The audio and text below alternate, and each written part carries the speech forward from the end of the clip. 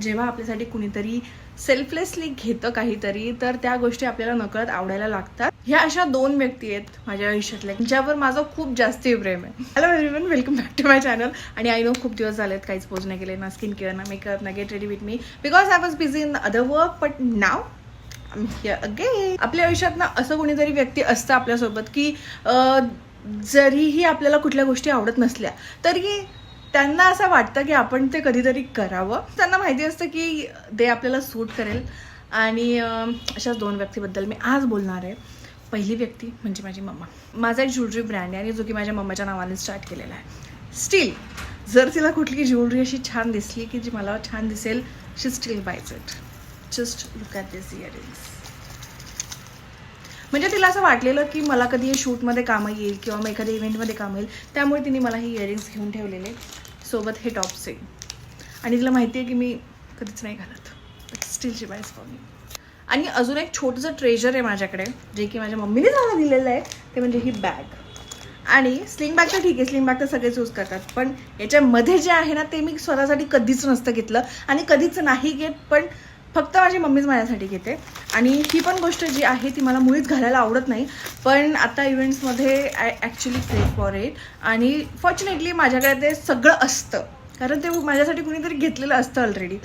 So बॅगल. आणि फक्त एका रंगामध्ये नाही आहे, कॉपरेटिव्ह दूध.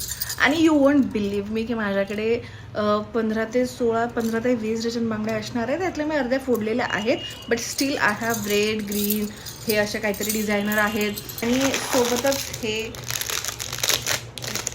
काचेच्याच आहेत हा सगळ्या, because she doesn't like metal bangles at all. तर ती माझ्यासाठी काचेच्याच घेते. आणि सुंदरसे कडे, आय ॲब्सोल्युटली लव्ह दोज. आणि मी ॲक्च्युली जी मी न घालणारी हे असल्यामुळे ना मी इव्हेंट्समध्ये घालून जाते आणि याच्यासाठी मला खूप कॉम्प्लिमेंट्सही मिळतात, खूप मिळतात. सो अशी एक माझी बँगलची डिपेंडन्सी आहे माझ्या मम्मीवर. आय नो की जरी असं कुठे इव्हेंटला म्हणजे फंक्शनला वगैरे गेलं ना तरी मी अशीच जाते वॉच घालून किंवा ब्रेसलेट घालून, आणि ती आली की नेक्स्ट मिनिट तुम्हाला माझ्या हातात बांगड्या दिसते आणि खूप छान दिसतात. ॲक्च्युली आता मला ते आवडायला स्टार्ट झालं आहे. ओके, चला नेक्स्ट व्यक्तीबद्दल सांगते. ती आहे माझी मैत्रीण. मैत्रिणीपेक्षा मी तिला मोठी बहीणच म्हणते, बिकॉज आम्ही फक्त 6 महिन्यासोबत राहिलेलो, माहिती का. We were roommates back in 2015 और 2016 समथिंग लाईक दिस. आणि आता मी तिला एक 10 ते 15 वर्षानंतर भेटलेले, 10 वर्षानंतर भेटलेले. आणि तिने माझ्यासाठी एक छानशी गोष्ट घेतली आहे आणि आय ॲब्सोल्युटली लव्ह दॅट. आणि तिने पण मला एकच सेम गोष्ट म्हटलेली आहे जी माझी मम्मा म्हणते, की जरी तुला नसेल आवडत तरी तू त्याच्यात छान दिसशील. आणि ॲक्च्युली लुक ॲट दिस साडी. म्हणजे आम्ही मुंबईला गेलेलो आणि आम्ही दिदीच्या घरी गेलेलो, तेव्हा तिने मला गिफ्ट केलेली. तर आम्हाला रिटर्न यायला लिटरली 2 वाजलेले आणि मी 2 वाजता रात्री ही साडी नेसून बघितलेली. त्यासोबत एक सुंदरशा बांगड्या पण आहेत आणि कानातले पण आहेत. I love it. म्हणजे बघा ना, कधी कधी असं होतं की आपल्याला त्या गोष्टी आवडत नाही. मी मुळीच साडी नेसत नव्हते आधी पण, आणि आत्ताही मला नाही आवडत साडी नेसायला, बिकॉज मला ती नाही आवडत. दुसऱ्यांनी मी छान नेसून देऊ शकते, पण मी स्वतः नाही कॅरी करत आहेत. मी अतिशय थकते त्यामध्ये.